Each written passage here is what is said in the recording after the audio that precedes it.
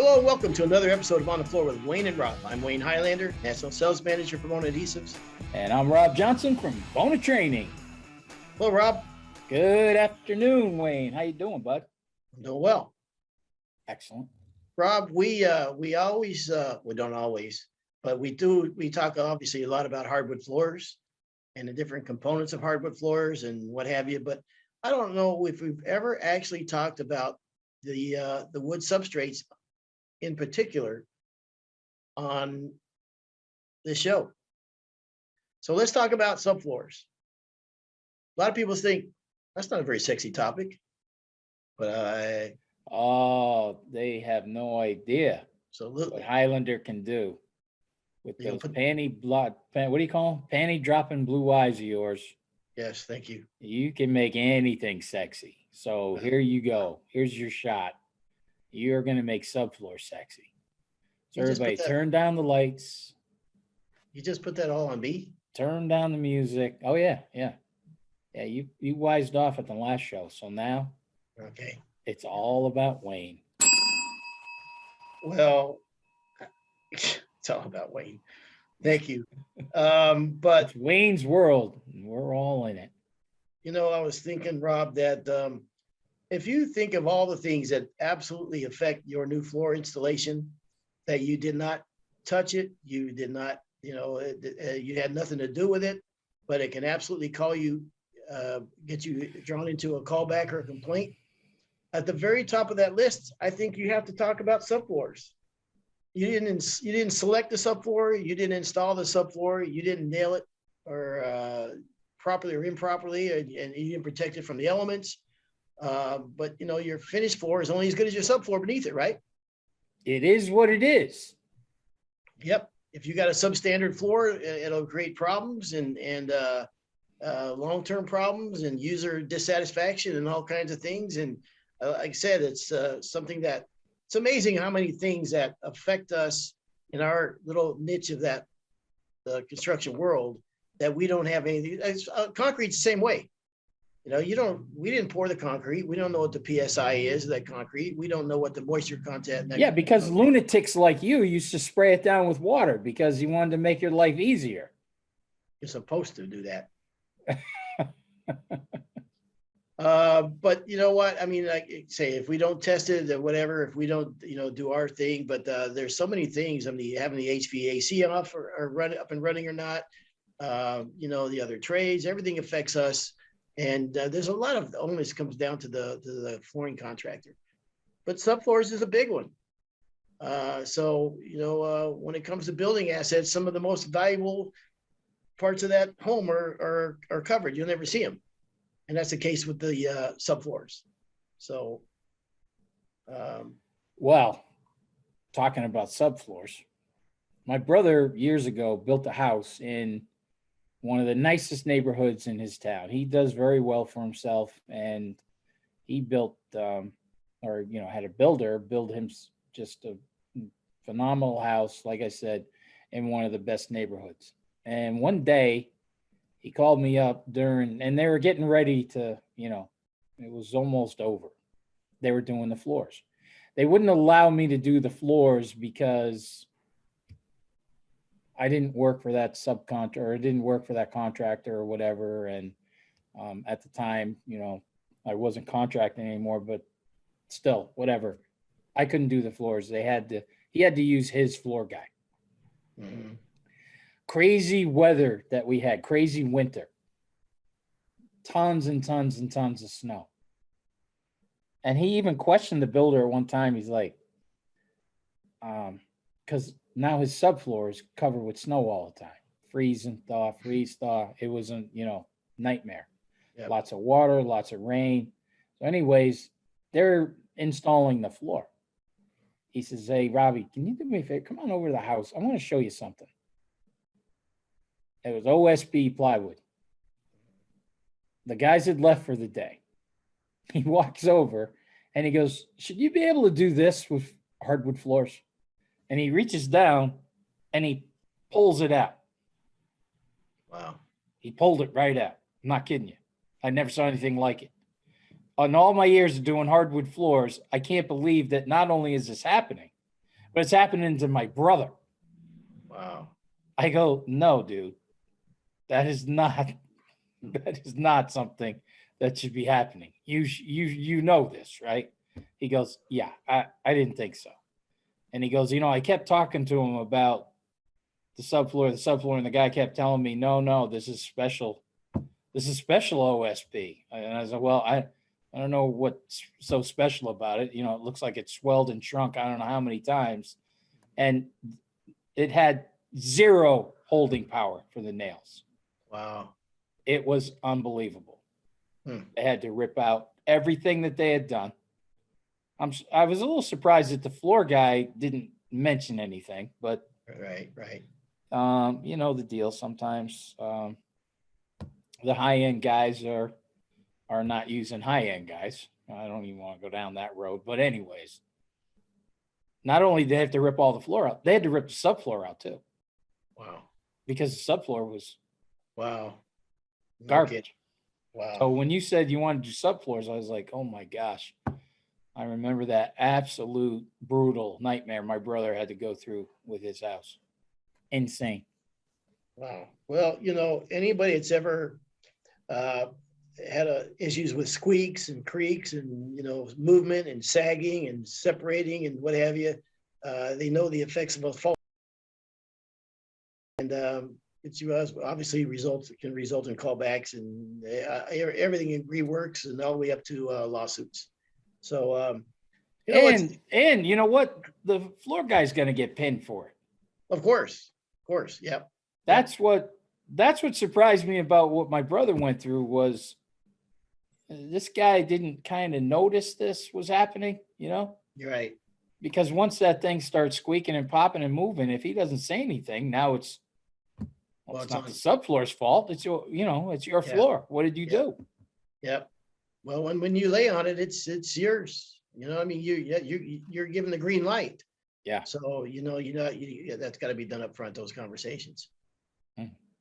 So here's the interesting thing too is that nobody ever thinks they need subfloor prep. No, nobody, no builder, no. They in their mind they're looking at pricing of flooring only. They're never thinking about the subfloor prep, and it's always that gray area we talked about before, and especially when it comes to if you're doing concrete work, and you have to do any leveling, the self-leveling underlayments. Holy smokes, what that can do to the cost of the job or grinding. And if that's not discussed up front, man, holy smokes, that could ruin the entire job. I know a guy right now sitting on a really big job, and that's become a gray area, and so that's a tough place to be. The demand on subfloors. When you said that about subfloor prep, people don't even think you need to do it. Subfloor prep for me and Pete was to just take a hammer and smash down the high edges. All right, it's prepped. Let's go. Yeah. Not whack that nail down. Yeah. That screw down. Beat that corner down. When we started doing more and more pre-finished floors, is I think when flooring contractors got better at doing subfloor prep. The more they got involved, because when it was, we all knew when it was going to be sand and finish. I mean, a lot of guys, they figure the sander's going to get it, right? Right. And not exactly. The sander will take care of that. Yeah. So and now with some of these veneer jobs, some of these veneer floors out there, they have a good wear layer, but they're not thick. They're not 3/4. Mm-hmm.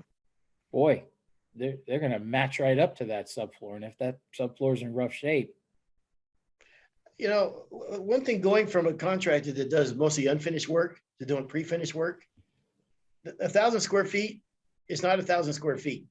You know what I mean? When you of unfinished versus pre-finished, because you even just dropping the nail gun over, throwing the cleats across it, or especially it's gotten a little bit better now because of the trend of the hand scrapes and stuff like that. But you remember back in the day when they would take a credit card in the butt joint and or a feeler gauge and say, oh no, I mean, if that's just a hair, just the slightest hair higher than the other butt joint, well, that's a problem. So I hated laying pre-finished floor. I would do everything not to lay a pre-finished floor. just like you said, just one stone on your shoe, one drop the nailer, drop a hammer. Yeah. Oh my God. My hat's off to you guys who install pre-finished floors all day. Cause you're right. That's not 1,000-foot lay. That's 1,400 feet. Yeah, if you're charging, I'm just throwing a number out there. If you charge $4 a foot to install unfinished 1,000 square feet, that number's got to go up for pre-finish, right? Oh I mean, yeah. it's, Yes. and then Yeah. when I see it's impressive to see a floor that was sanded and finished. That's 3-board border with a maybe running on a diagonal, and there's got a 4-board border around it with a feed strip. That's impressive with unfinished. But when I see that pre-finished, and I know that guy had to break out the router and do all that and make sure everything comes up and kiss the. I mean, that's a different game, man. That is a different So game. a Right. lot of respect for those guys who do that. And there's also more demands put on subfloors today. With the open concept rooms, the heavier stone that's being put down. Subfloors, and it's a big deal right now, and even the stiffness. You ever had a problem? yes. You ever had a problem with stiffness, Rob? On my subfloor? You're getting up in the morning as you're getting older in age. I mean, Very stiff. Yes, very stiff. yeah, yes, I used to laugh at the everybody went out there doing yoga, but I think maybe they were way ahead of the game. So. Yeah, stretch that stiffness right out. Let's see. Strength, durability. That's what you need with these subfloors now. Yep. I didn't even think about if you're using marble countertops and stuff, that extra weight, and it's going to have to. It makes a big difference now. I mean, here's the thing. These things that there's so much money on these jobs now. The houses cost so much money. I remember, when the housing boom really started in California, when we back in the 80s and 90s, when a 1,200 square feet home that should be like 80 grand, now all of a sudden that same home is like 700 grand. Now, like, it's the Taj Mahal, right? I mean, now everything you do is like so important because it's a $700,000 home. Meanwhile, it should cost 100 grand. You know what I mean? Just so. Now, with all the expense of the materials, the expense of labor, the expense of doing business, that there's a lot of onus on us now. So I think the holding power of subfloors is questionable a lot of times with OSB floors and how well that they handle seasonal changes. So you couple that with the wide plank floors, deflection. A lot of times the subfloors, I mean, what is it, 19.2 inches? I think they need to be on center. That was the maximum width. And some of the other framing components that I think it lines up in a very smart way to protect yourself by doing the nail glue assist and by doing the moisture barrier of the R540. I mean, you look at what you've got going on your side of the equation, and what you have going against you, and it's frightening sometimes. When I remember when I was sat down and like really studied this and thought about this. All right, here's what I got going on my side of the equation. Here's these 4 or 5 things. Here's the other side of the equation that could possibly go against me. And the list kept getting longer and longer and longer and longer. And it's like, you got to protect yourself. You know what I mean? And laying, as you said, you're laying on that subfloor. Well, then you own that, right? You're basically saying you're the professional that it's good to go. It's good enough that I can install my floor on. And like I said, I think we take a lot of the onus on us in this industry.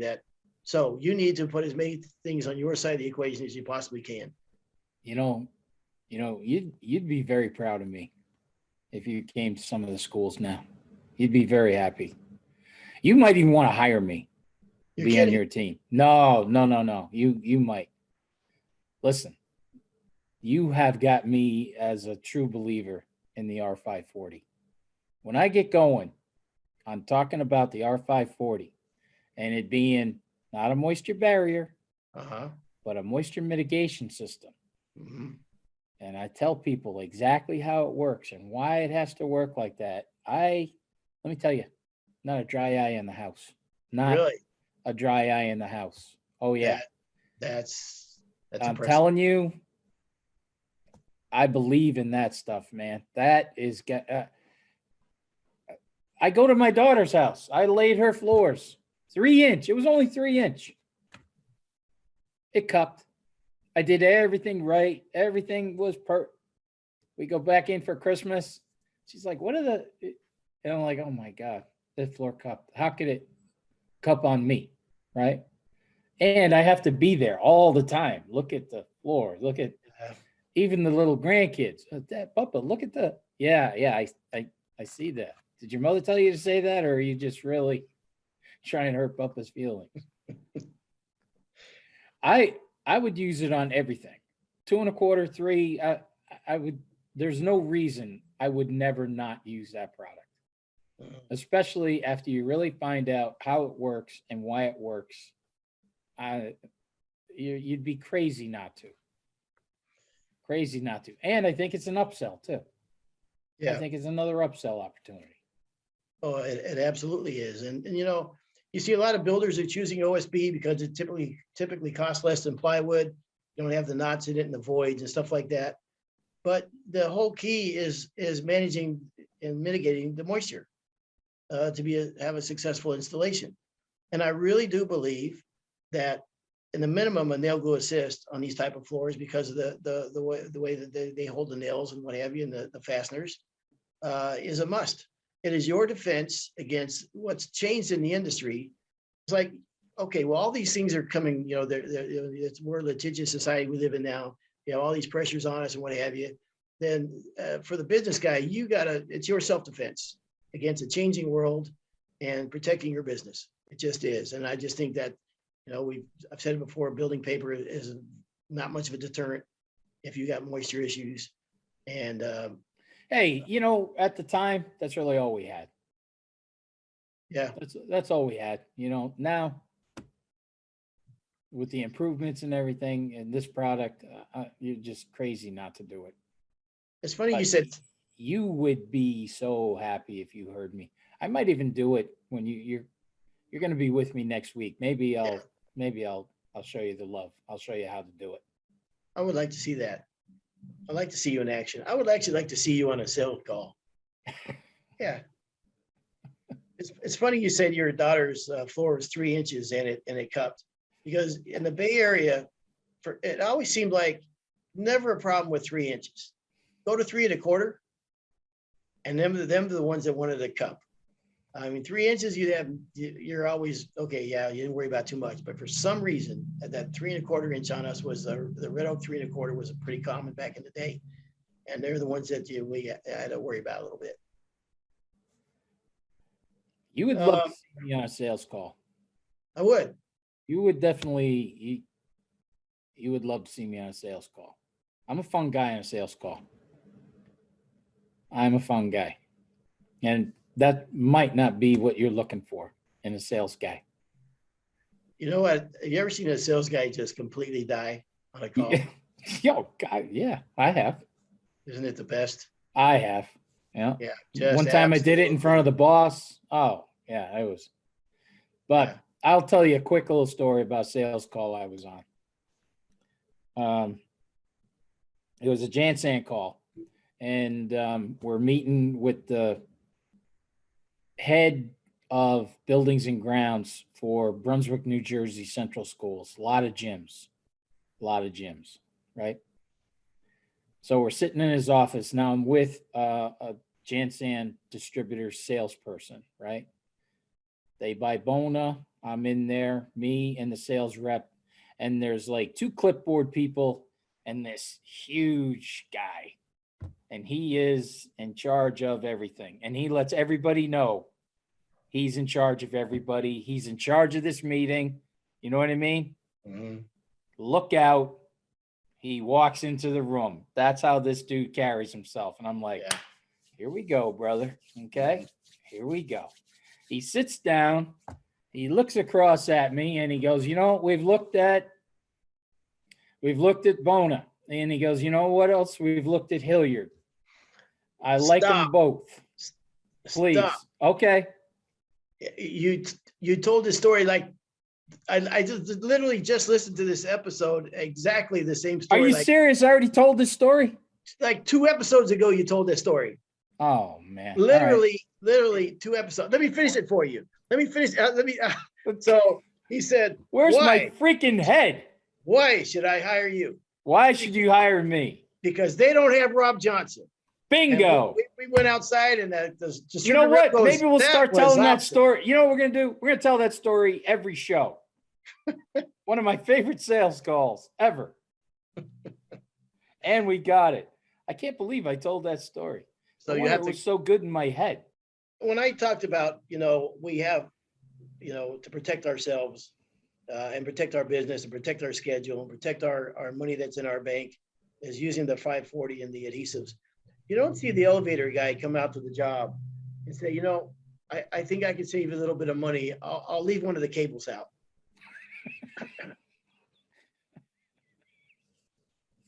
So why would we do the same? Why would we? Wait a minute. How much money could you save though? I gotta believe it's pretty good savings. There's, you see these elevators, they got all these cables. Do they really need everyone? Well, not until they do. Yeah. Yeah.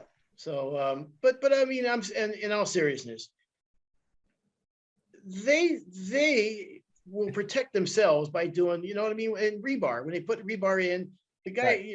The guy doesn't say, you know what? Let's just leave. I'll tell you what, we can leave out every other rebar in the concrete because it'll save money on the rebar. We'll do that for you. You know what I mean? Well, obviously they would never do that. Actually, I'll tell you a story though, an awful story about that. It just came to mind. You remember the earthquake in California, in the Bay Area?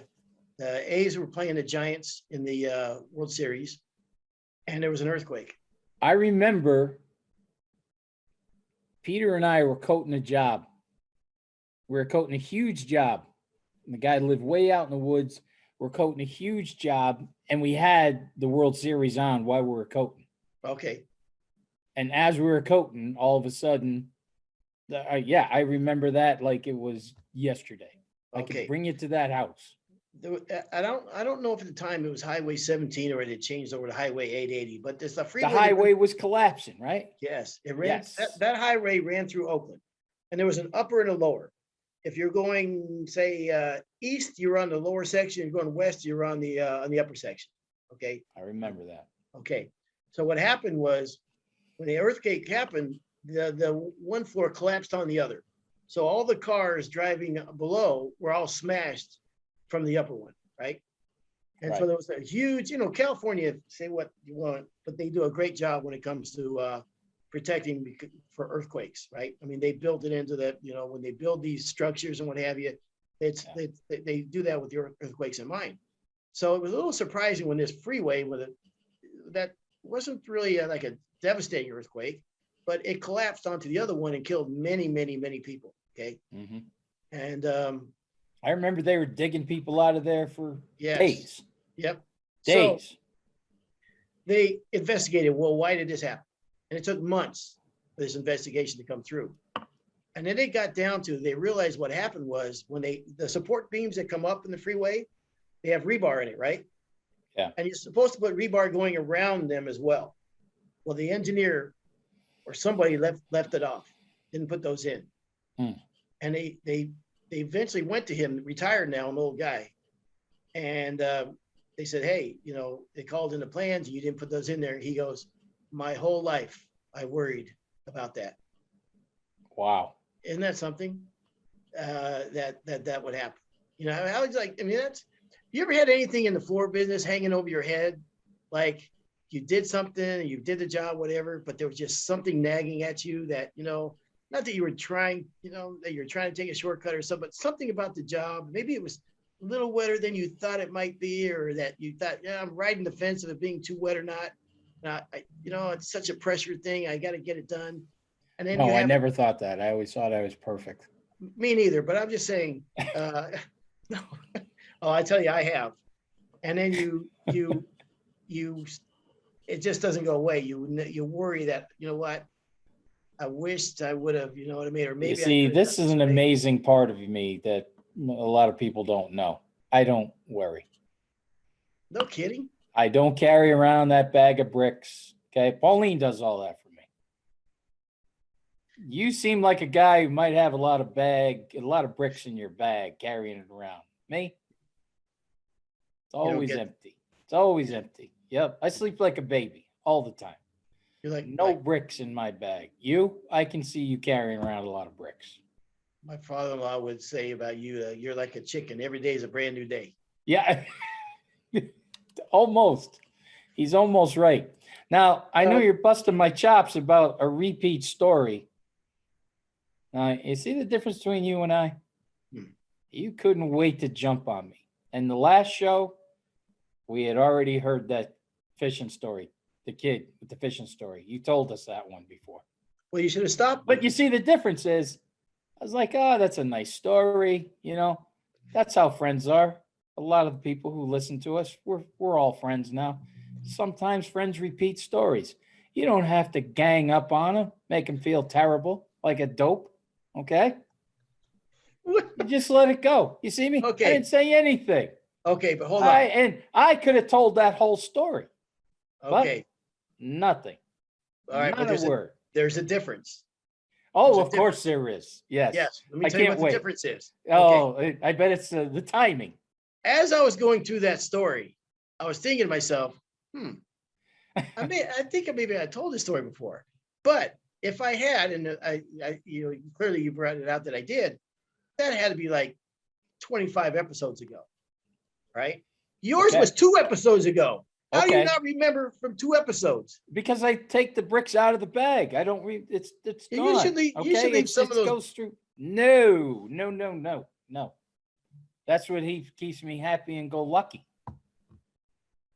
Happy and go lucky. That's me. Yeah. I admire that in some simplistic form. You should try it. It's nice being simple. Yeah, it's very simple to be simple. I actually admire people like you in some way. Just go through life as a rube, right? Absolutely. Yes, absolutely. Yeah, it's the little things that keep me happy. We'll have to worry about social norms or the thought of ever getting ahead. You just that whole thing. Yeah. No. Keeping up with the Joneses. Oh no, no. All right. People should be keeping up with me. They should. The Simple Life with Rob Johnson. That could be my new podcast. The Simple Life, just me. Yeah. Telling people keep it simple. Well, you'll probably get to do that sooner than later. There's the show. Yeah, that's it. It's just all right. Playing music, I guess. There you go.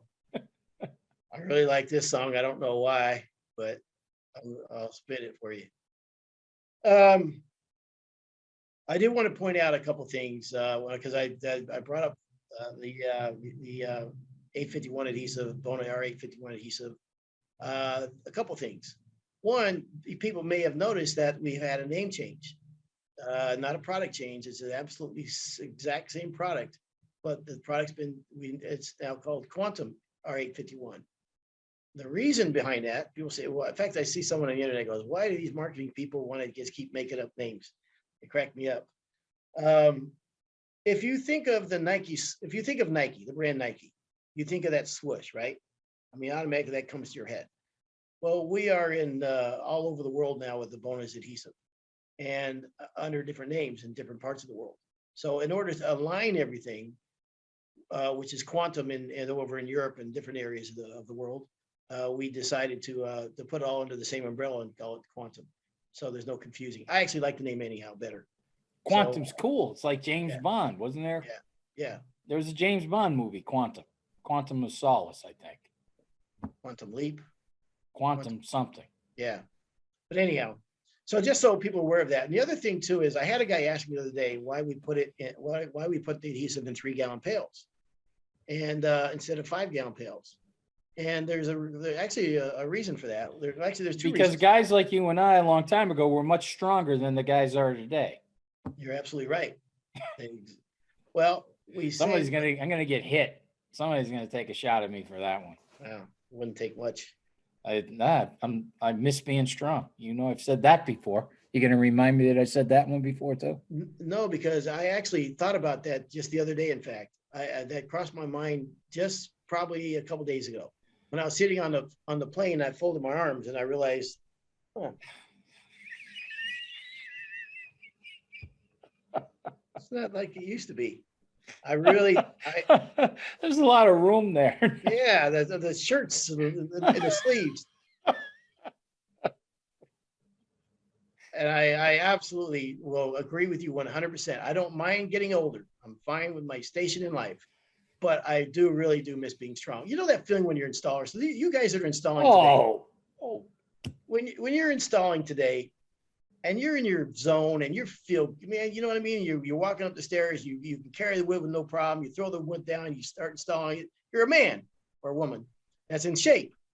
And that's not always going to be that way. pick the drum up off Yeah. of the truck by yourself like Yeah. nothing, right? Yeah. Yeah. And in your head's playing Bob Seger like a rock. Like a Yeah. rock, Yeah. exactly. Yeah. Well, now we're playing Barry Manilow in our heads. Yeah. Looks like we made it. No. So anyhow, yeah, you're right about that. I definitely do miss that. Yeah, it's a long way. It's a long way back to get in shape. So why even? It's not going to happen again. But to answer that guy's question of the 3-gallon pails, there's 2 reasons for that. One is, if you'll notice with our silane base adhesive, you get very, very, very good spread rates on the adhesives. And I'll couple that with you get fantastic moisture protection per square foot with the adhesive. But the other thing is, a 3-gallon pail, they weigh 41.7 pounds a piece. Okay. A 5-gallon pail, I just looked up another manufacturer's 5-gallon pail. Doesn't matter who. They weigh 63 pounds. If you're carrying 2 pails, you're carrying 126 pounds. That with just on a single, handle. That's like a 50% increase in weight. That's a lot of weight carrying up and down as you get older in this business and your back and what have you. We talk about protecting your back. So that absolutely is part of the consideration. Believe me, I know all about carrying a lot of weight. I know. Yeah, that. I would never. I'm living that every Yeah. day. Working on it. You and me both. We're working on it. Yeah. I always thought it was easy to carry 2 pails rather than 1. I agree. It is. It balances I well. always thought that. Carry 2. It's much Yeah. easier than carrying 1. Yeah. But 126 pounds, versus, 82 pounds.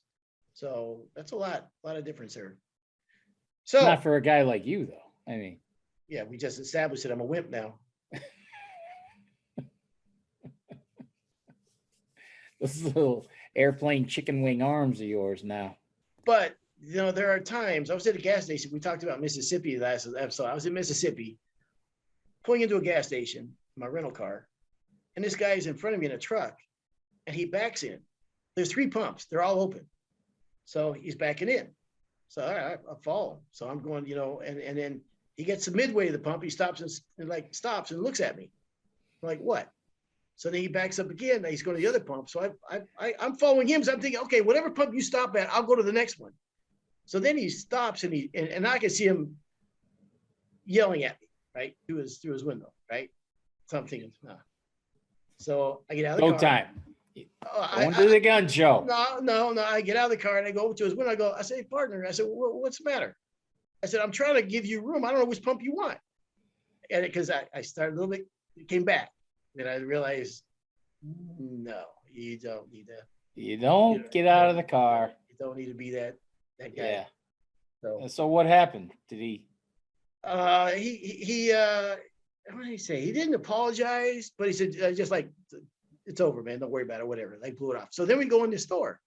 So I'm buying a Diet Coke because that's what keeps me in shape. So he said he's behind me. So I said, hey, partner, I was trying to get out of your way. He goes, yeah, man, don't worry about it. It's all right. It's cool. Made my Okay. money. Yeah. So, but yeah, it's clearly not a smart thing for Let you me to ask you a do. question. Could you Yeah. have taken the guy? No, no, probably not. Probably not. I think Nice. I think I'm 4-15. Now,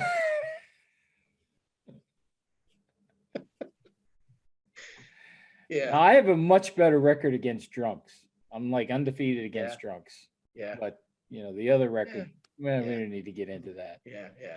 But you can ask all my buddies, Yeah. like 8-0 against drunks. The bad thing about that is they sober up. And while they might not remember you, their friends might remember you. And at that point, you just go, "Hey, I was drunk too. I don't know what happened."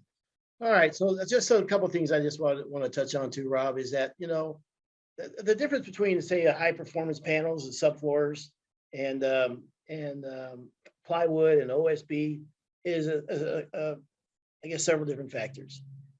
More wood is packed into the high performance panels and it produces a more dense, much more stronger panel, and it grips the fasteners better. And they also have better resins in there. So there's a difference definitely in the substrates. The difference between plywood and OSB is the moisture content regarding applied finished flooring. For instance, plywood tends to buckle and warp and delaminate when exposed to excess moisture, and the OSB swells more, especially around the perimeter. That's exactly what happened with my brother's floor. Is that right? That OSB had all swollen Yeah. up, and it had absolutely no holding power for the nails. So what happened was the OSB manufacturer started to to seal around the edges to stop that swelling and stuff from happening. But you get on a job site and you're going to make cuts, right? Right. You're gonna cut to fit, and so that kind of goes out the window. So what you also have to consider the flatness of the substrate. Again, we talked about how expensive these floors are today. So making sure these floors are good and flat. My brother was on a job. My two brothers were on a job one time. I think it was last year, and the guy had screwed down the subfloor, but this is a pre-finished floor. But he was like the decking screws was like sticking up like a eighth of an inch, the heads, right? So, and my brother's Doug is as meticulous as can be. This is for a big time custom builder. I mean, none of these homes are under $3 million, none of them. And this home was way more expensive than that. And so he was prepping the subfloor, and he said, you know what? I'll just re-screw the whole floor down myself, to himself. It was on a Saturday, and he was just taking all the screws out, right? And the owner of the company had flown in from Orange County. Now this is a Bay Area floor. You don't ever see this guy ever on a job site. He's the guy for this company. And he walked in with somebody else, and he sees my brother. And he goes, "What the hell are you doing?" And my brother's like, "Oh shoot! I mean, who is this guy?" And he goes, "Well, look, I just want to show you something." He goes, all these subfloors, if you run your hand here, he goes, they're all up proud a little bit, all of them. He goes, if I try to screw them down any further, it's not really going to work. So I'm just going to re-screw the whole subfloor over again. And he goes, well, who are you? And he goes, well, I'm with Highlander Floors. We're doing the floors. He goes, you're installing the floors? He goes, yeah. He goes, and you took all these screws out and you're going to re-screw the whole subfloor down? He goes, yeah. And the guy reached out his hand and shook his hand. He goes, hey, I want to sincerely thank you very much for the effort you put into this job. I really want to thank you very much. And both you guys, and he was like over the top. When the other guy showed up on Monday, the superintendent goes, hey, who did you guys talk to so-and-so? He goes, yeah. He goes, holy smokes. I mean, he just could not say enough about you guys. So, there's a little. It's amazing how well they're doing now. So Yeah. amazing how they're. I mean, I don't know what happened. Yeah. When did you think that happened, Rob? I don't know. I don't know when that happened. I don't know. Do you think probably, maybe I don't know. 05, 06, something. Something happened. Something happened there. Yeah. What do you but think? boy, they just like a rocket ship. Huh? Just like a yeah.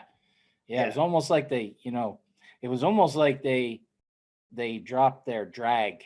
Okay, you remember Yeah.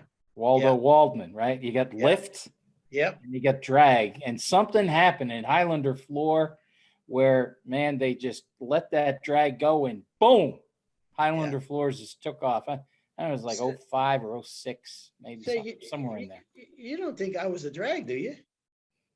No, no, no, not at all. I don't know what happened, but Yeah. something happened. Yeah. How dare Lift you? and drag, baby. Lift and Yes. drag. Yes, sir. All right. So that's subfloors.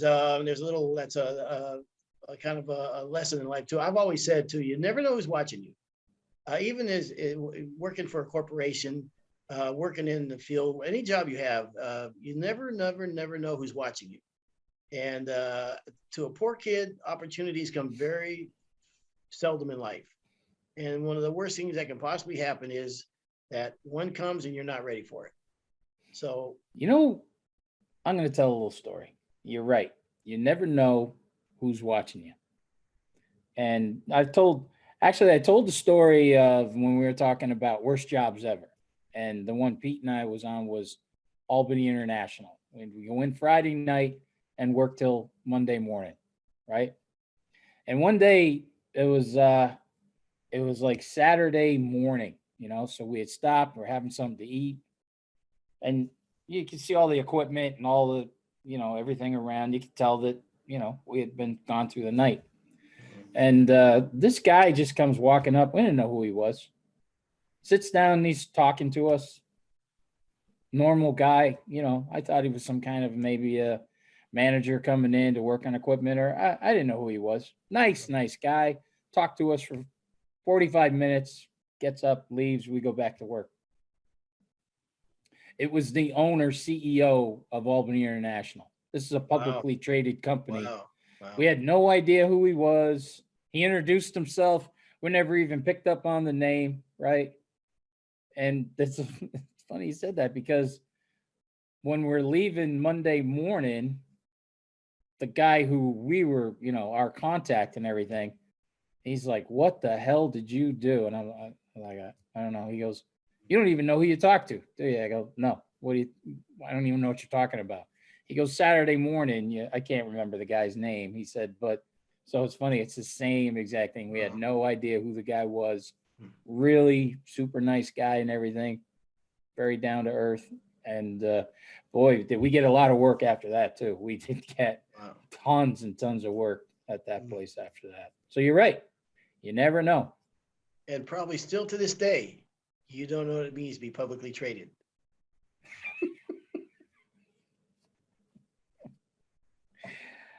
Boy, oh boy, I thought I had one there. I thought maybe I'll get one in, one kind of Yeah. I'm going to tell you another story about you never know. You never know who's watching you. Yeah. Is this also, this goes for work and this for is hotel this is rooms? work. This is work. Yeah. No, this is all work. Okay. I know who's watching me in hotels. So Bowling alleys start to get, and I think I've talked about this before, where we used to pump epoxy into the tongue and groove of a bowling alley to solidify everything, and you'd pump the epoxy in until you see the epoxy kind of oozing through the top. Okay.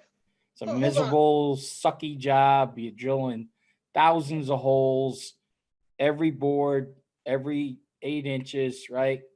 wait a minute. Now, you got to explain that to me, because are you saying the floor already is installed and you're drilling into the tongue and groove, Yes.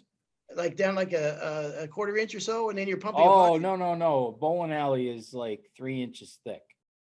And the tongue and groove is drilling. The tongue and groove is down about an inch away from the top. Oh, I got you. Okay. So we're drilling on an angle into the tongue and groove of the bowling alley. Okay. And then we pump epoxy in there. Because with all the pounding of the balls and the oil and the cleaners and everything, Yeah. right? The lanes, the wood turns into like piano keys. I'll be darned. Yeah, that's what the pounding of balls will do. Okay. It just mashes everything. So then we go in, we pump epoxy into each board every 8 inches. And I had no it just idea. makes everything a solid piece of rock. Okay. Wow. No Yeah, idea. No idea. That crazy. happened. If you ever see a wood bowling lane, Mhm.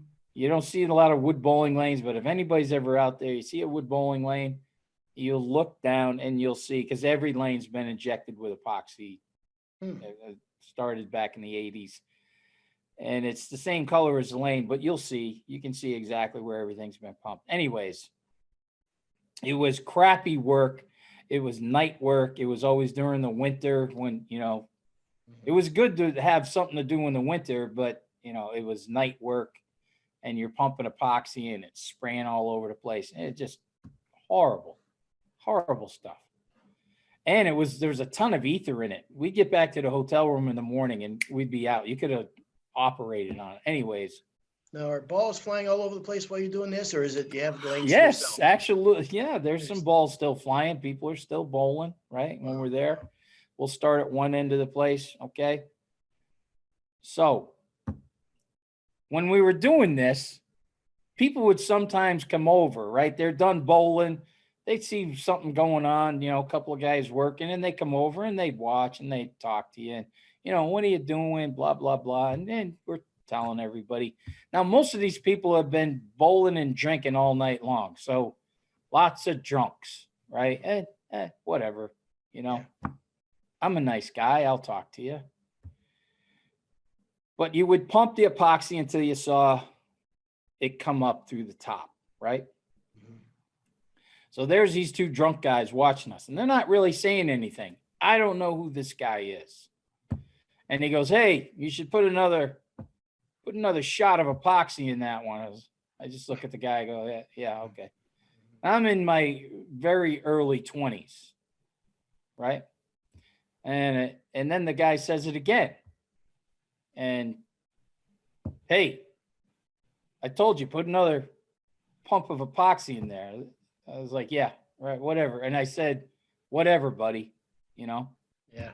and I keep pumping along. And he says something again. Now I redline, right? Mhm.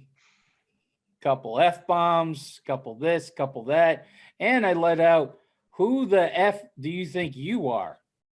And he said, "I'm the effing owner of this place. Pack your, pack your stuff and get out."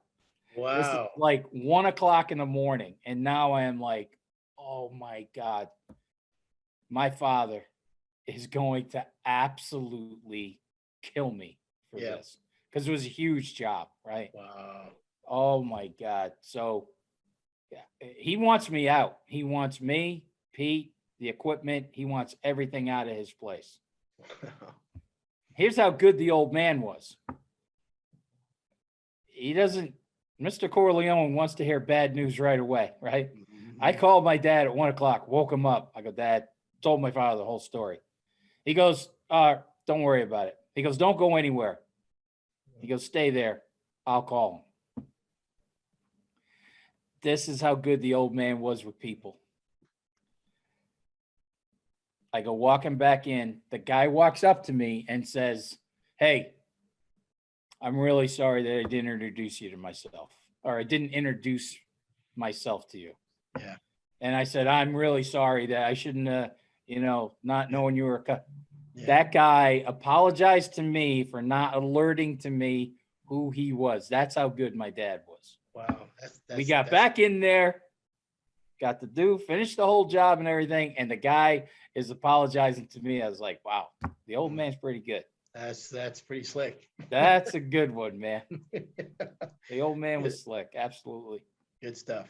Is your dad pass away, by the way? Yeah. He Yeah. did. About 5 or 6 years ago. Okay. No, I didn't know that. Yep. All right, Cancer. Rob. Had cancer. No kidding. That's too bad. So sorry to hear that. Well, you saw the picture of him. He had the cigarette in his hand. I mean, Yeah, he yeah. never did not have a cigarette and a cup of coffee. So, yeah, that'll do it. but he was a people person. He was good. Yep. He was Well, good. the apple don't fall too far from the oak tree. Oh, isn't that nice? Gonna end it with a compliment. Yes, there you go. That. All right. Thank you, Rob. I appreciate it. Little talk about plywood subfloors, wood subfloors, OSB subfloors. Pump and epoxy, pump and epoxy. stiff subfloors. Yep. And there you go. All right, that's another episode of On the Floor with Wayne and Rob. Please do stay tuned for another episode.